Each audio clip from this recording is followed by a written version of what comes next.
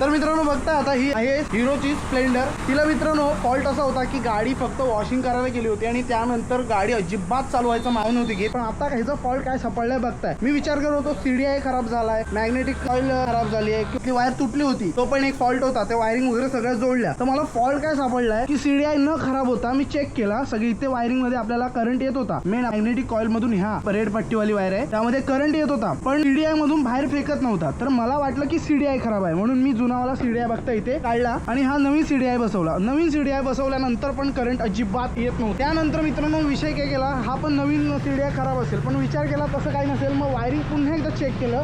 Wiring check केल्यानंतर मला एक फॉल्ट सापडला, ती इथून ही निघाली होती नॉर्मल।